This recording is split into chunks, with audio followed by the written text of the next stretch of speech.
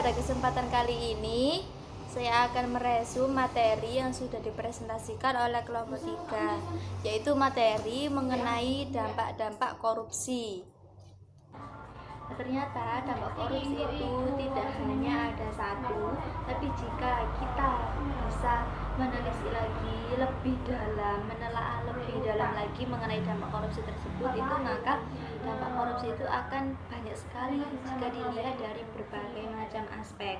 Nah, aspek dampak korupsi apabila dilihat dari aspek yang pertama itu aspek korupsi. Nah, dari aspek korupsi tersebut ini itu ada bermacam-macam dampak. Dan dampak yang pertama dari aspek korupsi sendiri itu adalah penurunan produktivitas. Nah, penurunan produktivitas itu yang bagaimana? Apa sih contohnya itu gimana?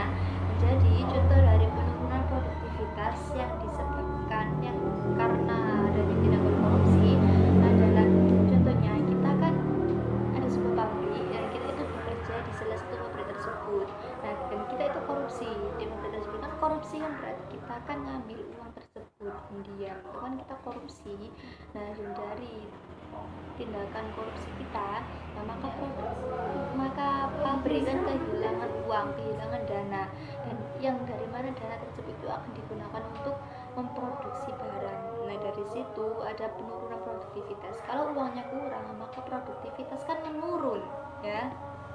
Dan untuk yang kedua yaitu rendahnya kualitas barang dan jasa. Nah, apabila produktivitas sudah menurun, maka kan jelasnya kan para petinggi-petinggi di pabrik kan berpikir ini itu bagaimana untuk mensiasati agar tetap bisa memproduksi barang. Nah, maka kan daripada kuantitasnya menurun, maka pihak pabrik itu akan menurunkan kualitas. Nah, dari sini selain terjadinya penurunan produktivitas, ternyata korupsi, satu tindak kejahatan korupsi itu juga bisa menyebabkan rendahnya kualitas barang, yang dari mana barang tersebut itu akan digunakan oleh pabrik atau masyarakat umum. Dan dampak selanjutnya itu menurunnya pendapatan dari sektor pajak. Jadi kan pajaknya akan menurun. Dan untuk yang terakhir yaitu meningkatnya hutang. Ya kan, kalau kita untuk menyiasati tersebut kan kita itu jelas untuk menyiasati agar kita bisa tanpa mengurangi kualitas, tanpa mengurangi kuantitas, maka dan agar bisa terus memproduksi, maka kita akan hutang uang dulu gitu kan. Nah, itu kan meningkatnya hutang. Jadi satu tindak kejahatan korupsi saja itu bisa menyebabkan dampak banyak. Jadi dampaknya satu, korupsi itu tidak hanya satu, tapi dampaknya itu lebih dari satu, banyak sekali. Dan untuk dampak korupsi juga dilihat dari aspek sosial dan kemiskinan. Umpamanya itu di kota A itu ada seorang wali kota yang melakukan korupsi.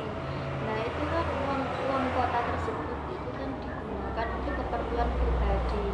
Nah, maka itu berdampak pada sosial dan kemiskinan. Nah, kalau seandainya uang tersebut kan digunakan, sebenarnya kan uang tersebut itu akan digunakan untuk katakanlah untuk membantu orang-orang yang miskin, ya. Nah, maka kan jika dikorupsi oleh pejabat, maka orang yang miskin maka orang yang miskin tadi kan tidak jadi mendapatkan bantuan. Nah, jadi dampak dari korupsi jika dilihat dari aspek kemiskinan dan sosial ini adalah, singkatnya adalah, korupsi itu mengkayakan yang kaya, memiskinkan yang miskin. Jadi dari adanya korupsi, yang kaya itu akan bertambah kaya dan yang miskin akan bertambah miskin. Seperti itu. Dan dampak korupsi yang ketiga adalah jika dilihat dari birokrasi pemerintah. Nah, maksudnya dari birokrasi pemerintah ini seperti apa? Yaitu beruntuknya otoritas pemerintah. Apabila sudah ada tindak kejahatan korupsi, maka kan otoritas pemerintah itu sudah dianggap tidak ada artinya lagi, karena mereka kan tidak bisa menangkap para koruptor tersebut. Dan matinya sosial politik apa itu? Gak paham sih iki. Apa kira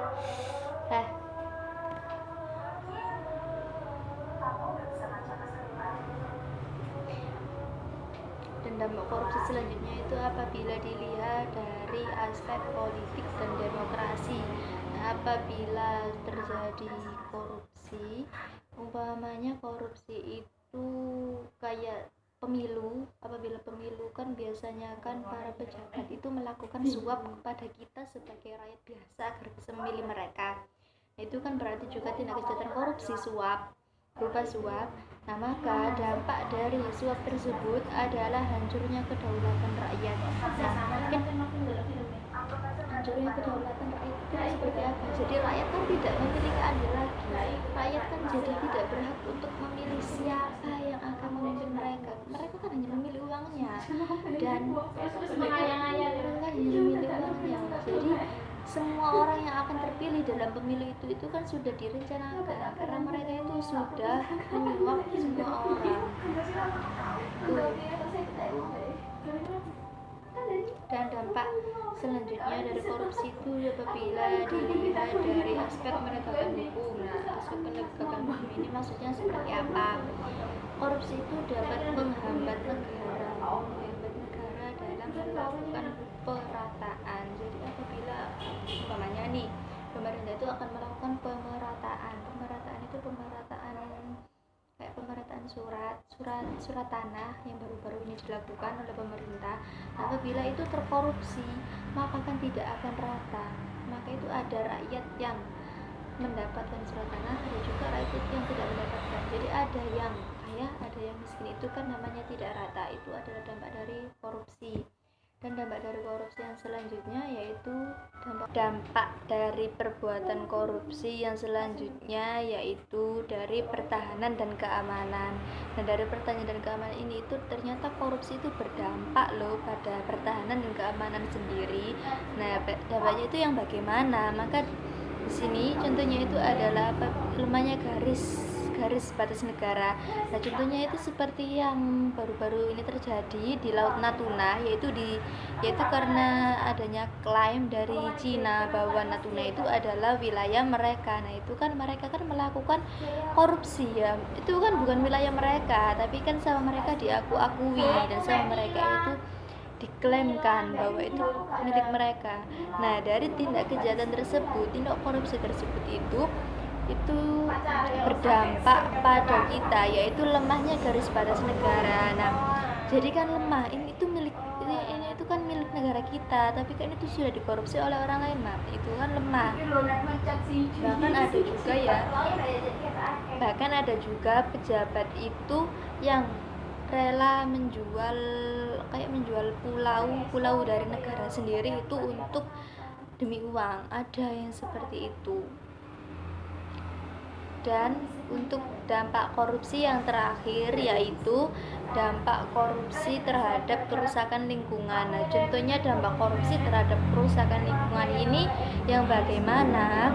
Nah, dampak korupsi dari kerusakan lingkungan ini itu contohnya adalah kan seandainya kan itu ada dana apa ya?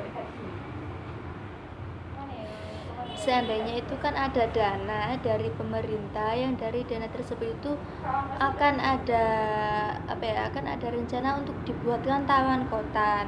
Nah, dan dari dana tersebut itu ada pihak yang mengkorupsinya. Nah, maka dari situ kan taman kota kan tidak bisa dioptimalkan. Jadi pembangunan taman kota kan tidak bisa maksimal seperti yang sudah direncanakan. Maka itu berdampak pada kerusakan lingkungan. Dan itu disebabkan karena tindak kejahatan korupsi. Nah, dari banyak aspek ini kita itu bisa belajar bahwa sekecil apapun tindakan korupsi itu pasti ada dampak buruknya. Sekecil apapun itu pasti ada dampaknya. Dan korupsi itu kan dosa, juga merugikan orang lain. Maka kita mulai dari sekarang jangan melakukan tindakan korupsi ya, meskipun kita memang tidak melakukannya, tapi usahakan kita itu sampai nanti itu tidak akan melakukan korupsi. Dan usahakan juga kita itu mengingatkan orang-orang yang ada di sekitar kita bahwa korupsi itu dampaknya sangat buruk bagi orang lain, bahkan bagi negara. Nah, cukup sekian materi kali ini dari saya Umi Khalifah. Saya atas cukup sekian resume dari saya kali ini. Untuk pertemuan selanjutnya, untuk kedepannya saya akan meresum lagi, jadi tunggu resume saya selanjutnya tetap di channel YouTube PGMI 19 Unibdu ya. Jangan lupa like, komen, dan subscribe nya. Assalamualaikum.